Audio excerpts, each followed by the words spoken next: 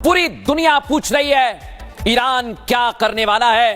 क्या आज अमेरिका से ईरान बदला ले लेगा?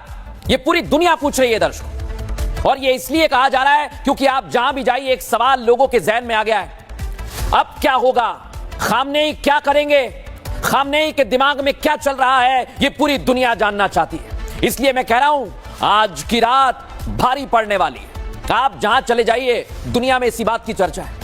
चाय की टपरी पर चले जाइए, बड़ी बड़ी बिजनेस मीटिंग में भी इस बात की चर्चा हो रही है कि खामनेई क्या करने वाले हैं। मैं आपको बता रहा हूं अभी तक ईरान ने जो किया है जंग में, उससे ऐसा लगता है कि आज ईरान बदला लेगा अमेरिका से।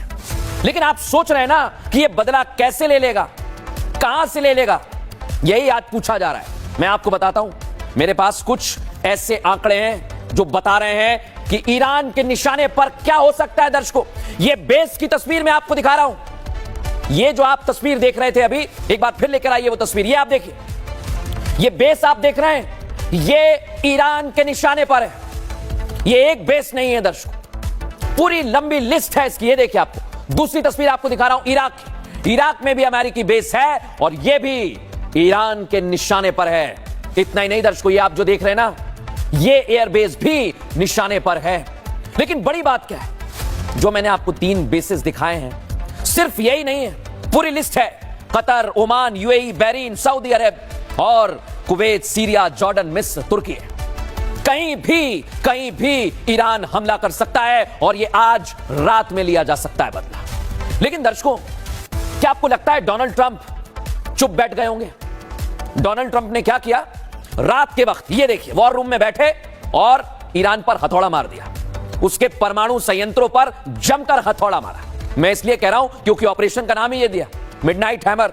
और ऐसा हथौड़ा मारा, बंकर बस्टर बम मारे कि ईरान को नेस्ते नाबूद कर दिया। यह दावा कौन कर रहा है? खुद अमेरिकी राष्ट्रपति डोनाल्ड ट्रंप। लेकिन दर्शकों, ईरान कह रहा है कि ऐसा नहीं हुआ, हमारे जो परमाणु संयंत्र हैं वो सुरक्षित हैं। और ये तीन जगह बंकर बस्टर बम फेंके गए और जबरदस्त तबाही मचाई, दावा कर रहा है अमेरिका। लेकिन दर्शकों, अब तबाही तो क्या अमेरिकी बेसिस पर होगी? क्योंकि यही तो कहा जा रहा है कि खामनेई बदला लेंगे। लेकिन खामनेई बदला कैसे लेंगे? खामनेई के पीछे कौन खड़ा हुआ है? मैं बता रहा हूं आपको, खामनेई बदला लेंगे। ये बेसिस हैं और इनको उड़ा सकते हैं, इन पर हमला कर सकते हैं। और इसलिए यह दावा किया जा रहा है क्योंकि ईरान के पास जबरदस्त हथियार हैं दर्शकों। मिसाइल सिस्टम इतना तगड़ा है कि वो आसपास में हमला करेगा, ये दावा किया जा रहा है, अंदर खाने से बताया जा रहा है। लेकिन अब मैं आपको बताता हूं, ये देखिए, जो मिसाइल आप देख रहे हैं ना, खैबर मिसाइल है ये, और ये आज ही इजराइल पर भी मारी है जबरदस्त। और हो सकता है अमेरिका के जो आसपास के जितने भी मिडिल ईस्ट में बेस हैं वहां पर भी मार सकता है। ये शजिल मिसाइल है और इन्हीं की तस्वीर इसलिए बता रहा हूं कि ईरान बदला लेगा, आज लेगा, यही पूछ रही है दुनिया आज। और दर्शकों, आपको एक बात और समझनी होगी, ईरान बदला ले रहा है, लेकिन मैं बार बार कह रहा हूं कि इसके पीछे कौन खड़ा है? इसके पीछे दुनिया की 2 महाशक्ति खड़ी हुई हैं।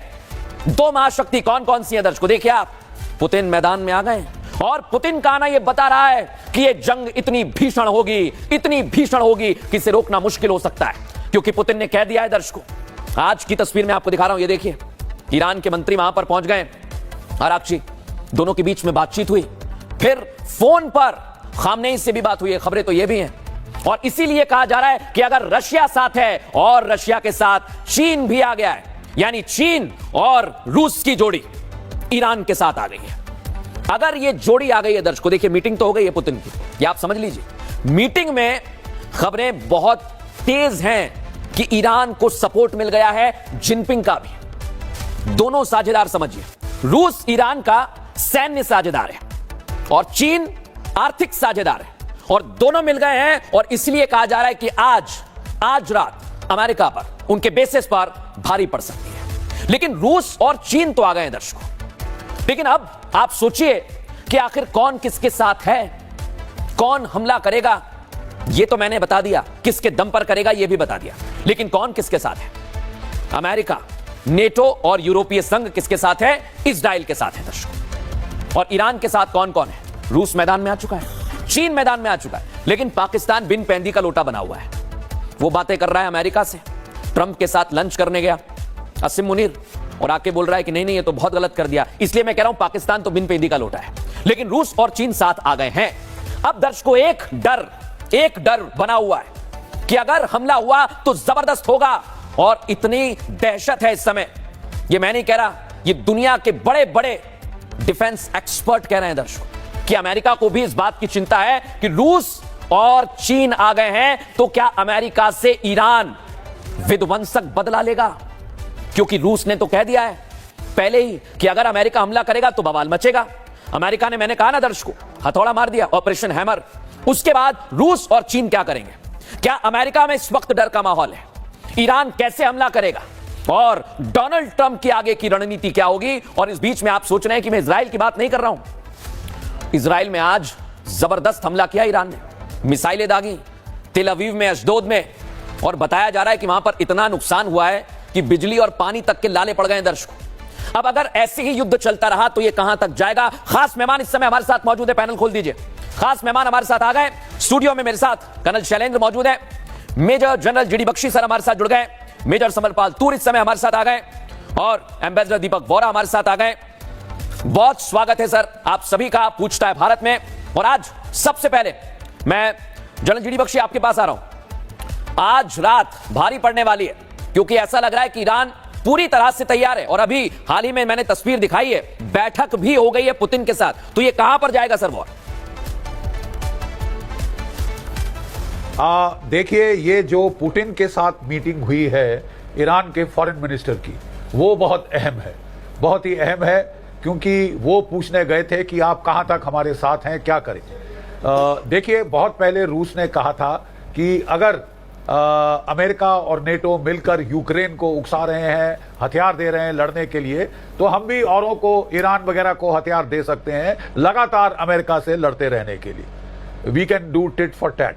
तो मुझे तो लगता है कि ऐसा कुछ होगा, और रूस ने आश्वासन दिया, लगता है चीन भी पीछे आ रहा है, क्योंकि चीन का 30% तेल तो इधर ईरान से आ रहा है। हालांकि चीन में बहुत अस्थिरता है, उनकी फौज में बड़ा उथल पलट हो रहा है, लेकिन वो भी समझता है कि उसको अगर ईरान गया तो उसको तो बहुत नुकसान होना है, रिजीम चेंज हो गया तो वो तो मारा गया। ठीक है साहब, तो इसके चलते अब ईरान को थोड़ी सी हिम्मत सी आई है। एक प्रॉब्लम ईरान में जरूर है, अगर ईरान रैशनैलिटी पर चलता तो वो वही स्ट्रेटजी फॉलो करता जिसने अभी तक 2-3 दिन फॉलो की है, इजराइल को हिट करते रहो, अमेरिका को ना छेड़ो, क्योंकि इस वक्त वो कमजोर है। हाँ। लेकिन प्रॉब्लम ये हो गई है कि ईरान के अंदर जो टॉप लीडरशिप थी IRGC की, आर्मी की, वो डिकैपेसिटेट हो चुकी है। ईरान रिवोल्यूशनरी गार्ड कोर का कमांडर मारा गया, उसका रिप्लेसमेंट मारा गया, एयर चीफ मारा गया, इंटेलिजेंस चीफ मारा गया। अब जो डिसीजन मेकिंग है वो लग रहा है वो जूनियर अफसरों के हाथ में है, और जूनियर अफसर हॉट हेडेड हैं, और डेफिनेटली वो अमेरिका पे पलटवार के बिल्कुल करना चाहते हैं, बहुत करीब है, और अगर उनको थोड़ा भी एश्योरेंस मिल गया है पुतिन से तो वो कर देंगे। बिल्कुल, ये बहुत बड़ी बात आपने कही, थोड़ा भी एश्योरेंस मिला है, लेकिन डिप्लोमेसी क्या कहती है? एम्बेसडर वोरा हमारे साथ है। बख्शी सर मैं आपके पास आ रहा हूं। एम्बेसडर वोरा, बहुत महत्वपूर्ण बात अभी बख्शी सर ने कही है, सर आपसे समझना चाहूंगा डिप्लोमेसी क्या कहती है? क्या पुतिन इस समय, क्योंकि वो यूक्रेन में फंसे हुए हैं, और खबर तो यह भी है कि यूक्रेन के कुछ एजेंट्स ईरान से गिरफ्तार कर लिए गए, खुफिया जानकारी भेज रहे थे, तो क्या रूस इस पूरे फ्रंट पर बहुत बड़ा गेम कर सकता है? डिप्लोमेसी क्या कहती है सर?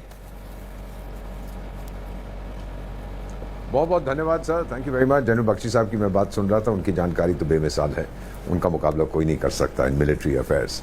अभी आपने पूछा है, अब जिक्र हमने किया है कि ईरान के विदेश मंत्री गए हैं मॉस्को, और वहाँ उनकी मुलाकात जो मैंने देखा है कि वहाँ के राष्ट्रपति से भी, नॉर्मली फॉरेन मिनिस्टर राष्ट्रपति से नहीं मिलता। 2 कारण हो सकते हैं सर। एक तो मेरा मानना है बहुत देर से ये इंफॉर्मेशन फैल रही थी कि ये आयतुल्लाह खमैनी भाग गए हैं, वो मॉस्को में हैं पिछले 10 दिनों से। अब अगर वो सही है कि वो वहाँ बैठे हुए हैं, छुपे हुए हैं, तो ये विदेश मंत्री गया था उनसे पूछने के लिए कि टाइगर अब हमको आगे क्या करना है, हथियार हाथ हम कब ऊपर करें। मेरा ख्याल है, मेरा मानना है, जो मेरा अपना ग्रुप है इंटेलिजेंस ऑफिसर्स, एम्बेसडर्स वगैरह का, वो कहते हैं कि शायद वो वहाँ गया है, और कुछ लोग तो कहते हैं कि जो ईरान का दूतावास है मॉस्को में, उसमें भी सिक्योरिटी बहुत बढ़ा दी है, दीवारें उसकी ऊंची कर दी हैं, बहुत सी चीज़ें हैं। अब पता नहीं वो कहाँ रह रहा है। एक और व्यक्ति वहाँ पर ठहरा हुआ है, उसका नाम है बशार अल असद, सीरिया वाला, वो भी भाग के आजकल मॉस्को में है। अब क्वेश्चन, क्या रूस उसको हथियार देने के अलावा और क्या करेगा? एटम बॉम्ब देगा? फिर तो ये सीधी बात हो जाएगी यूनाइटेड स्टेट्स वर्सेस रशिया। ये नहीं होने देगा सर। ना ही ईरान में ताकत है कि वो अमेरिका के किसी एसेट, उसके जहाज को, युद्धपोत को या कोई बेस पे हमला करे, क्योंकि फिर सीधा वो एक छोटी सी संस्था है जिसका नाम नेटो है।